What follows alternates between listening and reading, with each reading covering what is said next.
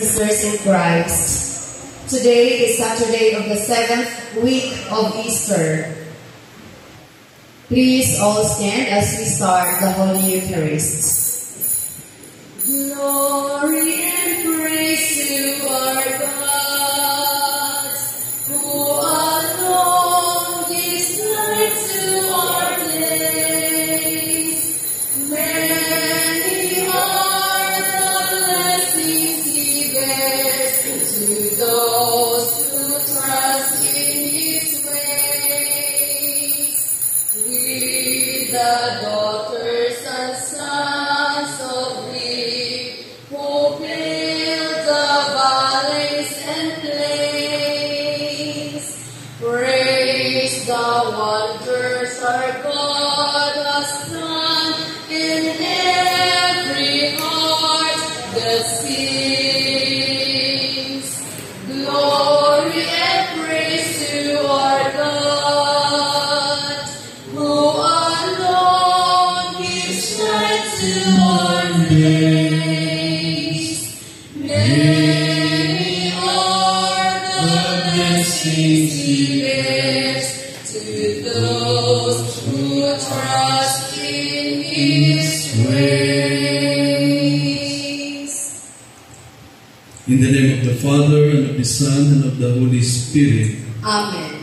The grace of our Lord Jesus Christ, and the love of God, and the communion of the Holy Spirit be with you all. And with your spirit. Ayong buntag sa tanan. It's a very great joy to attend in this first ever General Alumni Homecoming. We are grateful to God for the presence of everyone. We also pray for those who are not able to come here, but for sure they are also wishing that they could have been here. Pasalamat ta sa tanan ng mga atong naabot, and we believe that part of ourselves, part of our life is Mount Carmel College. Una palakpakan nato ang Mount Carmel College. O ato pong hinumduman ang tanan ng mga nahimo natong mga teachers. We come from different batches of graduates.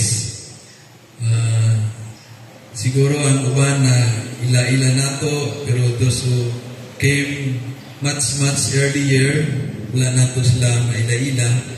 But we also remember them. And for those who have gone before us, mga teachers nato na nauna na sa tua, dito sa laing kalibutan, we also remember them and we pray for them. We pray for their eternal rest.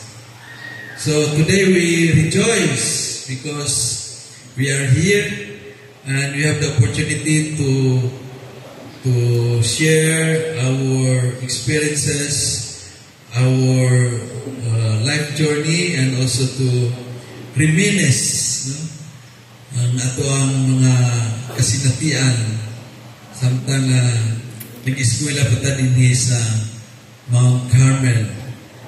So when we look back, when we reminisce, a lot of faces also, people who became close in our hearts, people who became very significant in our journey, they also come flashing to our mind. So we thank to all of them, and we also rejoice for the present. We are very grateful na Mount Carmel ay buhay pa rin and still sailing. We thank for the present administrators, the staff, and all the personnel of Mount Carmel, all the students, the parents. We thank for Father Bobby being the present president of Mount Carmel. Mga igsoon atong i-enjoy kining moment, and I also congratulate and thank the officers of the Alumni Association for all their efforts. So this first ever alumni homecoming will be realized. Sana tuloy-tuloy na ito. Nalipay ba mo nga nakita ta karon? Yes, so we are always happy when we are together. So we thank God and we pray that this kind of event, there will be more gathering like this for us to gather and to share and reminisce our experiences in Mount Carmel College. Brothers and sisters, to be worthy of this holy celebration, let us first call to mind our failures, and we ask for God's pardon and strength. Together we say, I confess, Almighty God, and to you, my brothers and sisters, that I have greatly sinned in my thoughts and in my words, in what I have done and in what I have failed to do, through my fault, through my most grievous faults. Therefore I ask the Blessed Mary, ever Virgin, all the angels and saints, and to you, my brothers and sisters, to pray for me to the Lord our God. May Almighty God have mercy on us, forgive us our sins, and bring us to everlasting life. Amen. Lord, have mercy. Lord, have mercy. Lord, have mercy.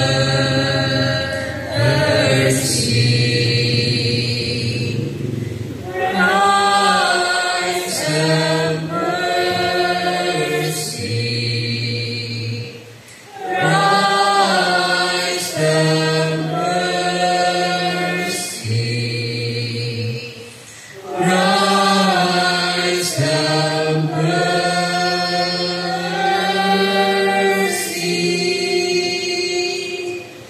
Lord, have mercy. Lord, have mercy. Lord, have mercy.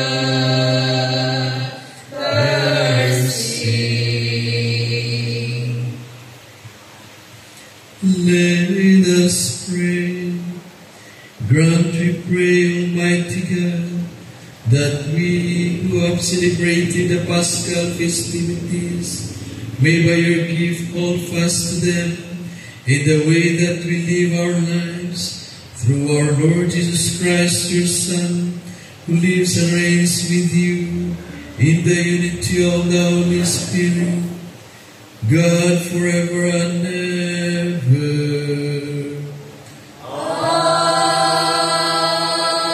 Amen. Please be seated.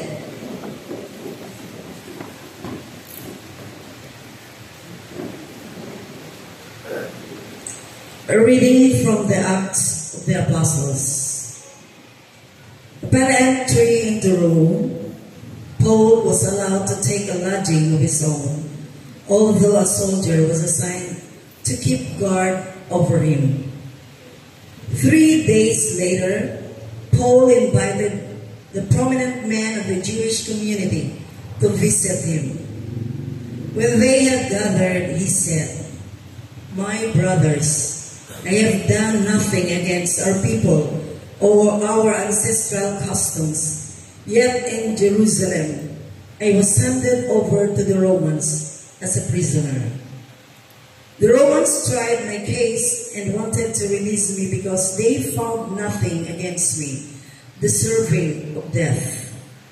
When the Jews objected, I was forced to appeal to the emperor, though I had no cause to make accusations against my own people.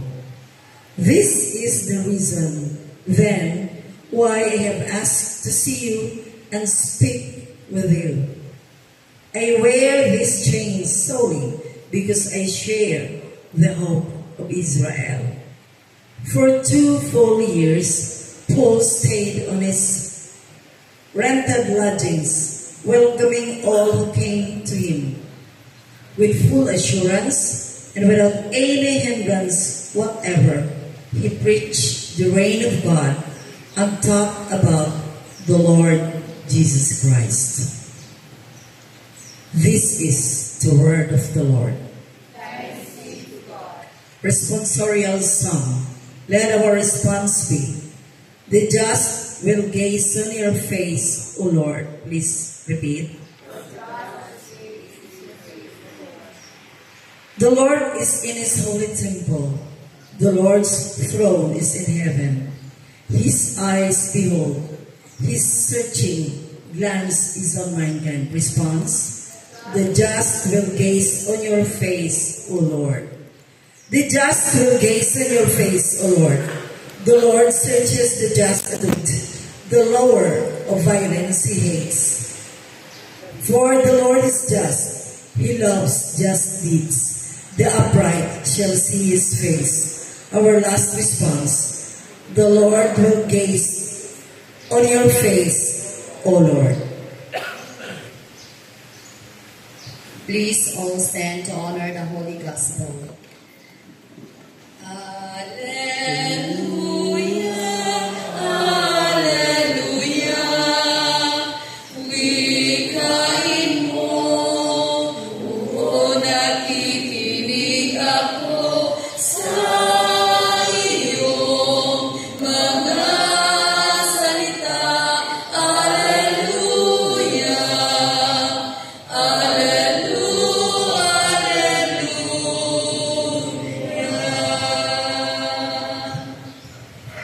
The Lord be with you.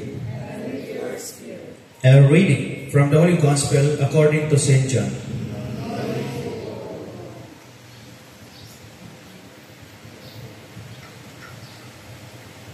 As Peter followed Jesus, he turned around and noticed that the disciples whom Jesus loved was following. The one who had leaned against Jesus' chest during the supper and said, Lord, which one will hand you over? Seeing him, Peter was prompted to ask Jesus, But Lord, what about him? Suppose I want him to stay until I come. Jesus replied, How does that concern you? Your business is to follow me. This is how the report spread among the brothers that this disciple was not going to die. Jesus never told him, as a matter of fact, that the disciple was not going to die. All he said was, Suppose I want him to stay until I come. How does that concern you? It is this same disciple who is the witness to these things. It is he who wrote them down, and his testimony we know is true. There are many other things that Jesus did, yet if they were written about in detail, I doubt there would be room enough in the entire world to hold the books to record them. Friends, brothers, and sisters, the Gospel of the Lord. Magandang umaga po sa ating lahat. Good morning. May buntag to the priest na celebrant, Father Rico Ponce Ocar, and Father Gabriel Delofina, Father Esmeraldo Reforia, and Father Bobby Serofia. And of course, I'd like to greet the committee who is responsible of this gathering. Prime movers of First General Homecoming Officers. Ito si Sir Sosno. I remember yung sa klase pa mi. Sabi niya, Hosisno, Hosis, yes. Sisno. Our President, Sir Sisno Romolo. And Vice President, Ma'am Roth Tortosa. And of course, si Secretary at Treasurer, si Ma'am Juanita Cordero. High School Guidance Principal namin. And our auditor, Ma'am Sylvia Sidayo. Then our business manager, Sir Daniel Impisala. And of course, Ma'am Miriam Cajeras, Biakis, our PIO. And Sir Gilbert Sermon, our POD, Teresa Wamasi. Ano to yun? American. Assistant Secretary. The last one is Brad Vascar Romolo, BOD. Sa lahat na nandito ngayon, no? Pero hindi pa lahat naka-attend sa Thanksgiving natin. And I'm glad na I don't know if coincidence or na timing vacation ko ngayon.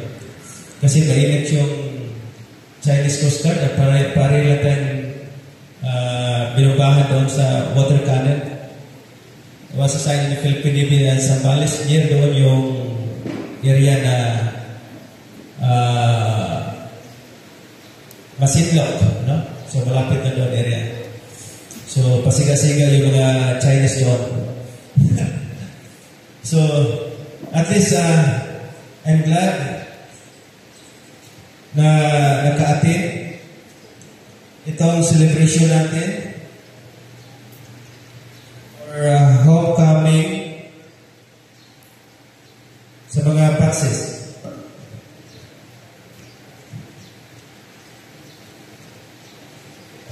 With the theme,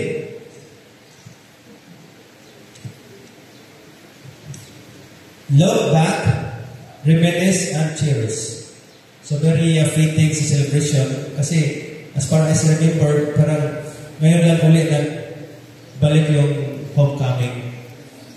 I remember yung nag-attend ko deacon, tapos yung mga batch ng classmate ko, hindi nagkapaniwala na papasok ng pare na deacon ka na ngayon. Kasi parang dati nakita, parang kapatid-patid ng lata is kapos sa klase. We do not know talaga sa papuntahan. Anyway, Thanksgiving Mass of these batches, different batches, or graduated, of course, dito high school until college. We are gathered here to thank God for the bountiful blessings we have received through the years. Since our graduation day, I am sure God has showered us with abundant blessings that make us whole and what we are today. Every successful endeavor manifests God's abiding presence in our lives. Every mistake we courageously correct is a sign of God's grace in our conscience. Each time we rise, every time we fall, is a living witness of Christ's resurrection. These are blessings that we need to celebrate. Hence, the presence of each of us here is a testimony to God's graciousness and goodness. So kindly greet your seatmates and tell them, I am happy to see you here. Paki-greet. Palagi naman tayo nakikita araw-araw, no? Dito. But ito is a very special day na we are here celebrating to thank the Lord. Masaya ba talaga tayo nandito? Yung mukha nakita? O yung noon pa na mga kalaban na makita ko mukha to, high blood naman ko dito na nandiyan naman siya. No? So at least masaya ngayon. No? You are a testimony of God's marvelous deeds. Do you believe it? Do you claim you are living a testimony of God's marvelous deeds? Look at your seatmates again. Do you notice some transformations in them? During high school, oh my gosh. During college, yung high school, balikan natin yung high school. Wow, parang ang ganda-ganda, ang kinis-kinis ng kutis, no? Itim, kumplito pangipin. Ang vital statistics natin, 32. Then ngayon, I don't know. So, there's a transformation in terms of from may buhok na maputi. Ang iba, wala na buhok. Ang iba, may ngipin. Ang iba, wala na ngipin. So, perhaps yung iba, may mga apostoles, ano na sa mga apo. So that's the transformation that we have physically. Do you still recognize familiar faces? Physically speaking. No? And some have gray or even white hairs, while others may have lost some of their teeth along the journey. Nevertheless, beauty is not confined in physical appearances alone, but in how we carry ourselves and deal with those we encounter along the journey. No matter what we have gone through and going through at this point in our lives, we are all living testimonies of God's marvelous deeds. Our gospel reading today fits perfectly for a gathering today.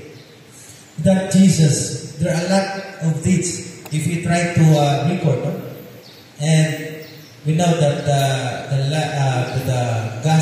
scripture is the form of the big library. No? Lahat na dyan, mga literary form, mga nandiyan na. But as Jesus said in the gospel, while you hear reading a while ago, hindi lahat isulat at makayang ilagay kung isulat pa yung mga ginagawa niya. Meaning, we have to continue to discover the goodness of Jesus, yung mga nagawa niya, and we have to translate it in ourselves. No? And together with his disciples, the follower, about his words and deeds.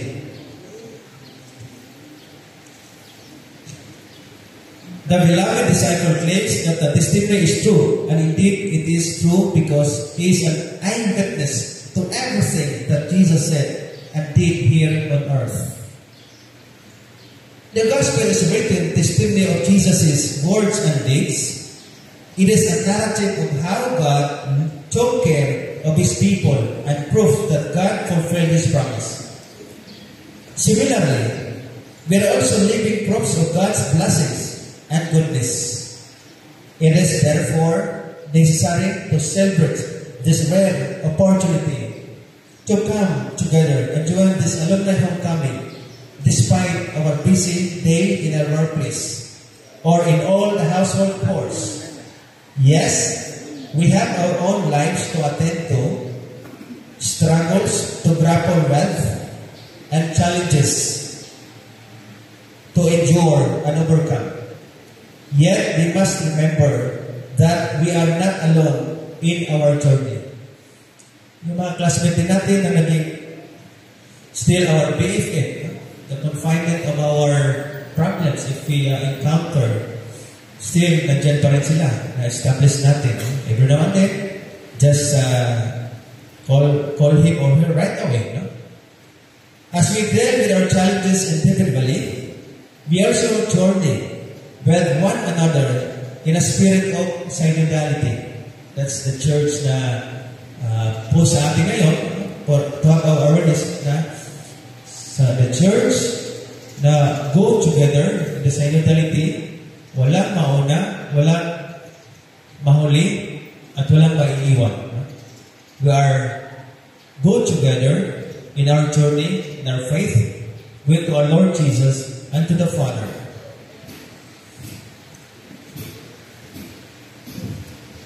So, by our loving concern for one another, especially the less fortunate among us, we can be instruments of God's love and concern for one another. With our generosity, we can be assured that God's blessings will continue to pour upon us and that He will sustain us till the end. Sigurado yan, because with God promise, for sure, He will deliver it. Hence, we can always choose kindness and generosity because our choices define our happiness and the meaning of our lives. At the end of our journey here on earth, we will return to our Creator. We will be reunited with our classmates who have gone ahead of us. If our choices are consistent with God, with the gospel values of the preachings of our Lord Jesus, we will be with Jesus, our final destiny. Let us therefore make heaven our goal, so that we will celebrate our grand reunion in heaven after our earthly life. Kasi, di ba, saan pala tayo mapunta? Our destination. Ever and then we witness, no? May nauna sa atin, may kapitbahay natin. And that's a proof na we're just temporary or journeyer, naglalakbay lang tayo. But we do not know kung kailan din until our life. So, kita natin yung kalakasan pa natin, kagandahan pa natin. Of course, maganda pa hanggang ngayon. Kalakasan natin ngayon, naranasan natin na may mga sakit-sakit na, sa tuhod. So, nag-change talaga, nag-transform. We have a series of transformation physically, and hopefully our mind and our heart so also to continue to search the meaning of our life, because the fact is we cannot stay longer here. And ito yung gathering ito to reminisce, to look back, to reminisce and to cherish yung mga time full of insecurities. Kasi nag-college tayo, you are questioning about your future. Kung ano pa ang kailatnan sa pag-aaral ko. May maganda bang patulungan sa pag-aaral? O mayroon? Mayroon. Kaya ganun kayo ngayon dahil sa pag-aaral natin. And for sure, our alma mater, Mount Carmel College, though facing her difficulties, no? Yung time noon na there was a time na na-close ito, no? And yet still there, kasi itong school ito, marami na yung na-produce na mga professional, at kasali na rin kami yung mga parent dito, no? And we owe a lot of this alma mater to ano tayo ngayon, because this alma mater will shape our mind and heart of forming the Christian perspective.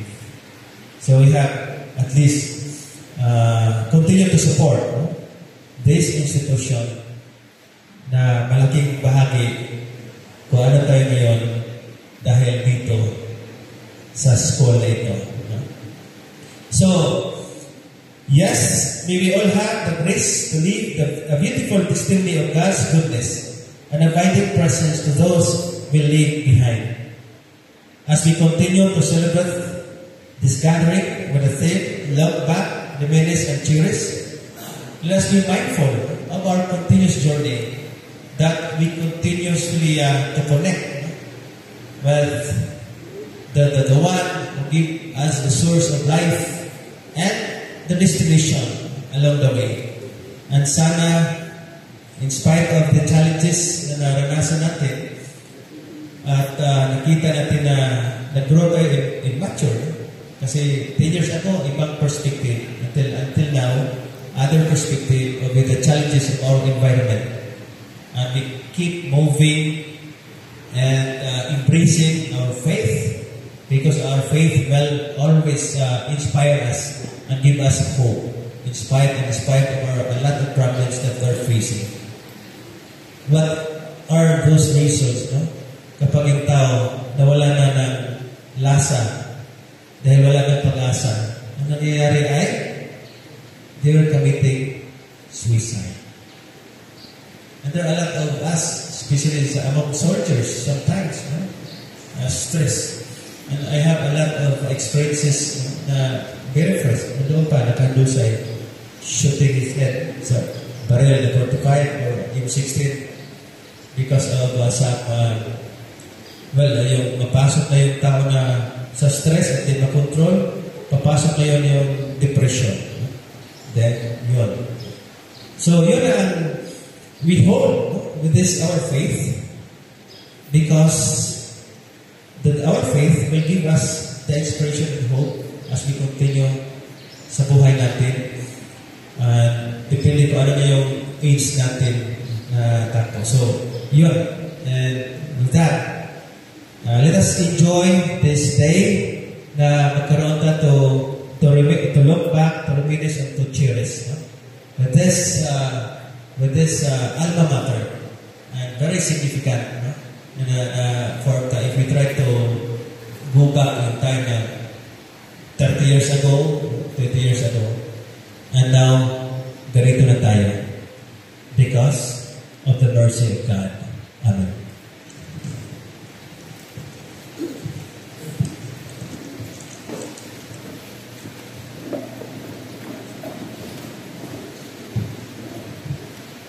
Let us pray to the Father in heaven who sent His Son, our King, and the High Priest, that through Him He may bring us all in participation in the divinity of His Son. And in prayer we say, lead us to your glory, Lord. For our public servants and lawmakers, that Jesus may send them the spirit of justice and truth. Let us pray to the Lord. Lead us to your glory, Lord.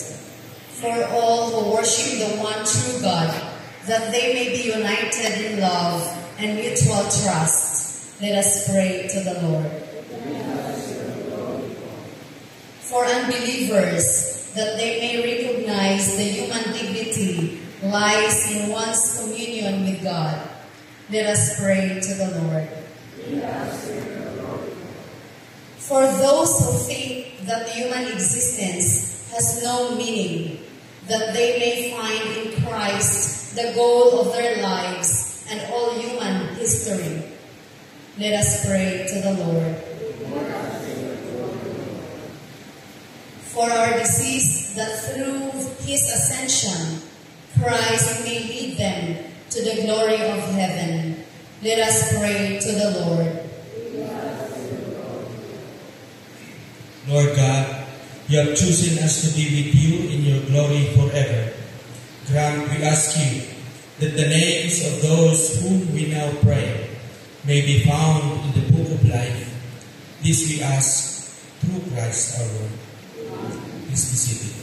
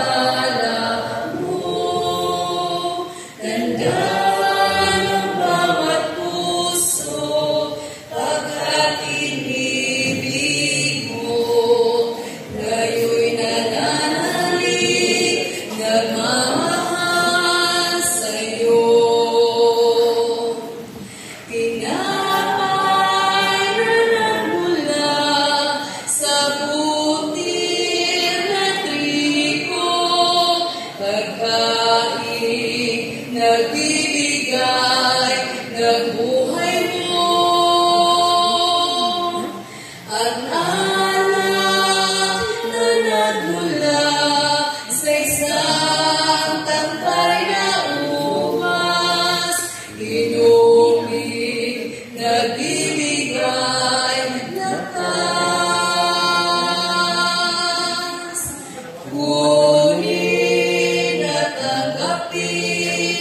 ang alay na ito, mga biyayang nagmula sa pagbabalang mo.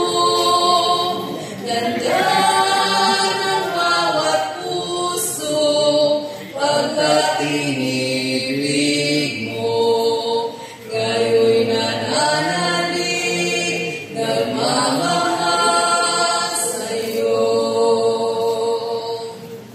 Lahat ng mga lungkot, ligaya at pagsubok, lahat ng lakas at kahinaan ko,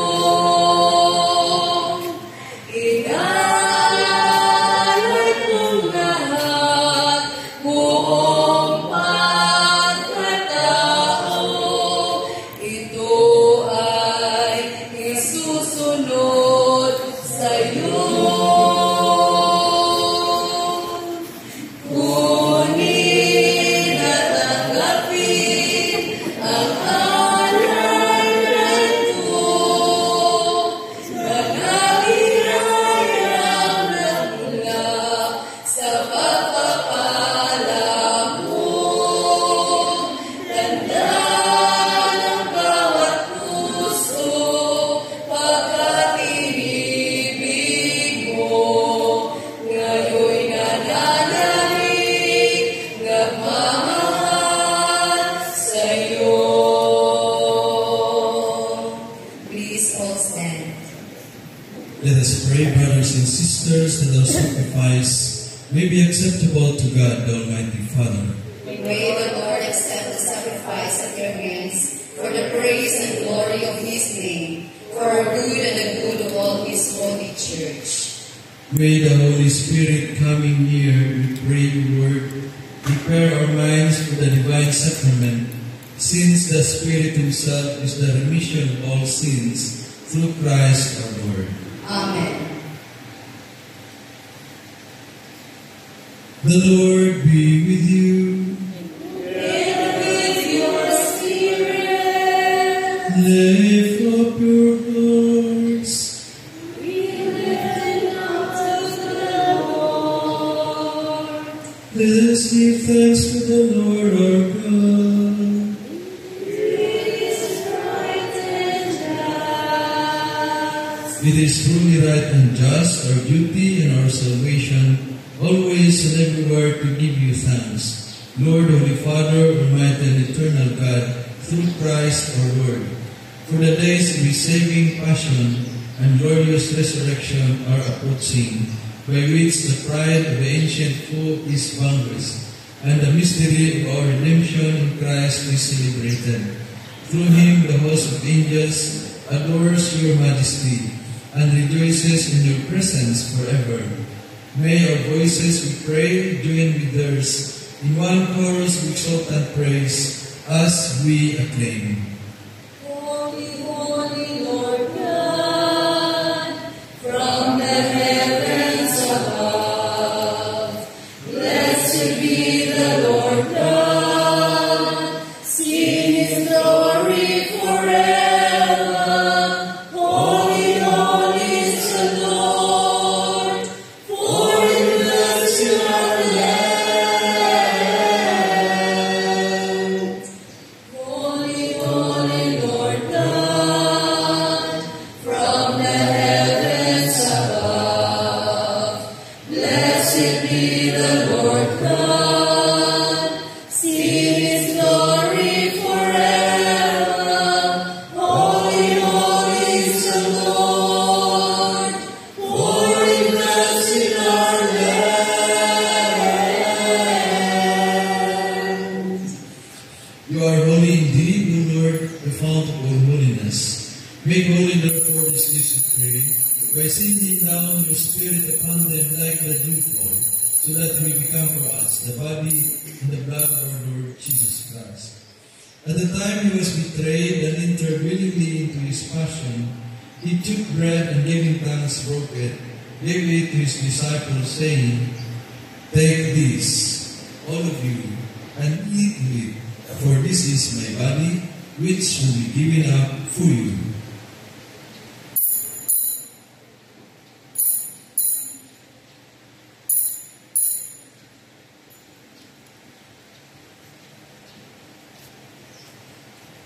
In a similar way, when supper was ended, he took the chalice, and once more giving thanks, he gave it to his disciples, saying, "Take this, all of you, and drink from it.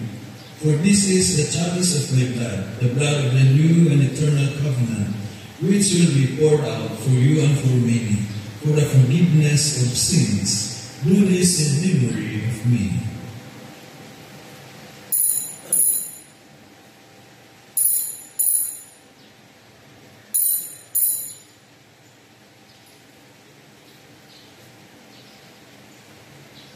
The mystery of faith. When we eat this bread and drink this cup, we proclaim your death, O Lord, until you come again, until you come again.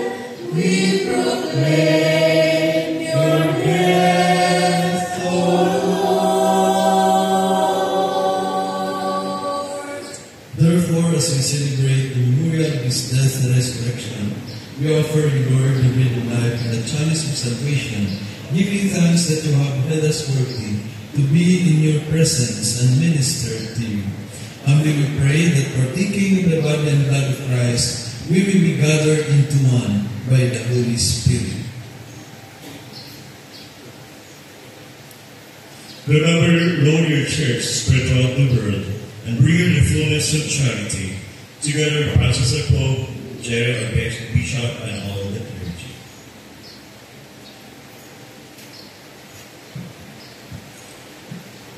Remember also our brothers and sisters who have fallen asleep in the hope of the resurrection, and all who have died in your mercy.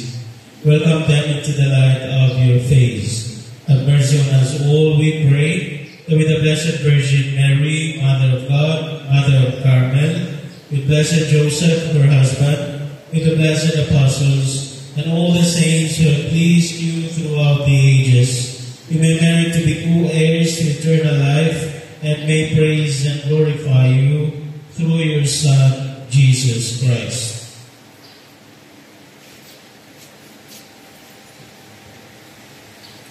Through him, with him, and in him, in the unity of the Holy Spirit, all glory and honor is yours, Almighty Father, forever and ever.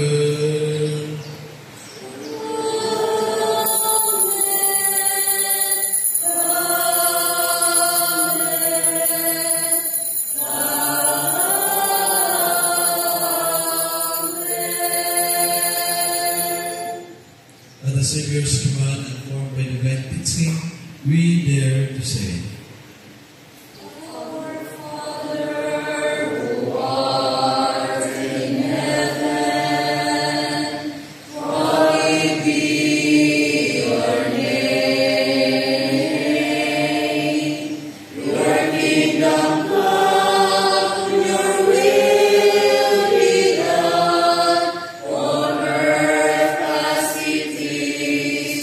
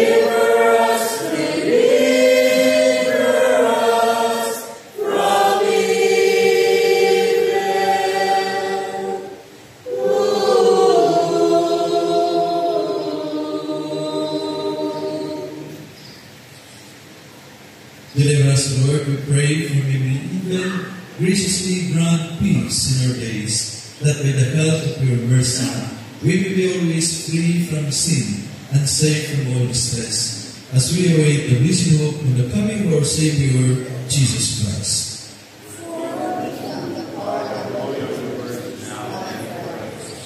Lord Jesus Christ, who said to our apostles, "Peace I leave you, my peace I give you. Look not on our sins, but on the faith of your church, and graciously grant her peace and unity in accordance with your will, who live and reign forever and ever." Amen. The peace of the Lord be always with you. And with your spirit. Let us offer each other a sign of peace.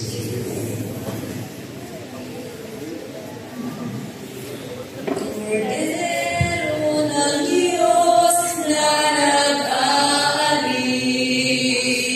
ng mga kasalanan ng mundo.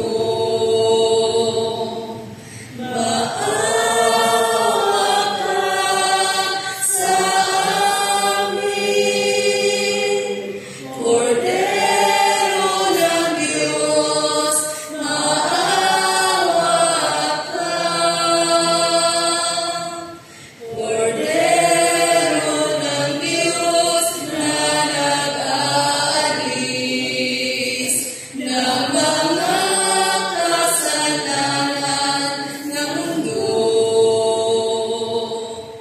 Maawa ka sa amin,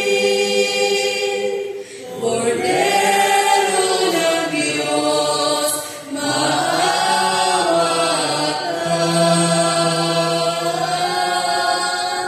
Cordero ng Diyos na nag-aalis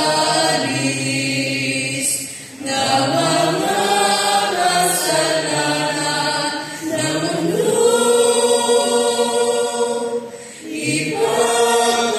Ipagkaloob mo sa amin ang kapayapaan.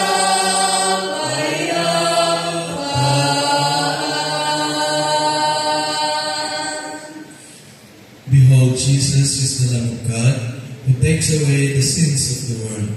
Happy are we who are invited to the supper of the Lamb. Lord, I am not worthy that you should enter under my roof, but only say the word, and my soul shall be healed. May the blood and death of Christ bring us everlasting life. Amen.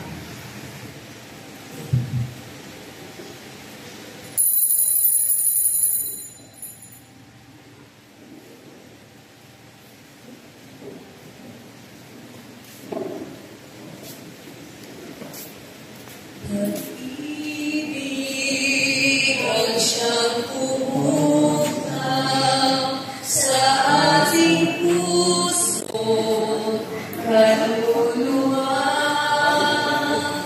ang siyang nagdulot sa ating buhay ng gintong aral at pag-asa. Pag-ibig ang siyang buklod natin, di mapapawi kailan paman. Sa puso't diwa, tayo isa lamang, kahit na tayo'y magkaiwalay. Pagkat ang Diyos natin, Diyos ng pag-ibig,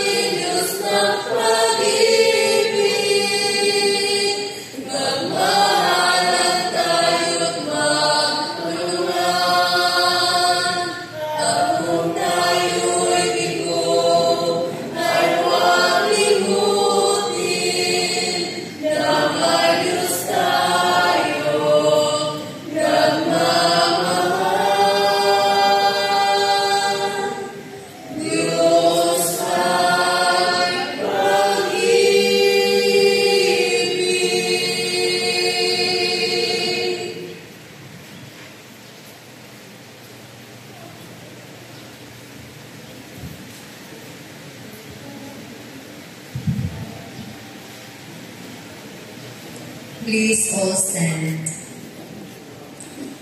Let us pray.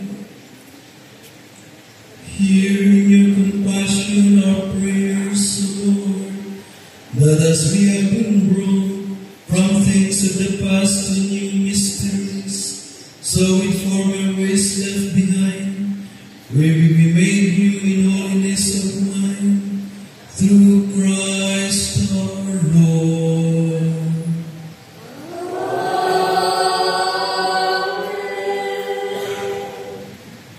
Any announcement?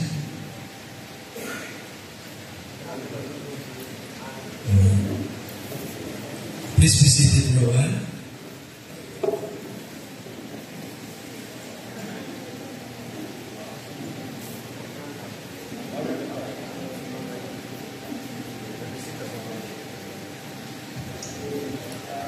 Good morning. Now, after the Mass, we have a parade. So, dito lang siguro tamaktapo because the in-charge is not around here. Tuwa na siguro siya dito, nag-pastar na daan. At tuwa na di ay naghigot sa iyang tarpaulin. So, we will just have directives from him kung saan pasunod. So, anyway, due tayo naman ta. So, di man dyan kaayo problema ang sequence of the parade. Okay?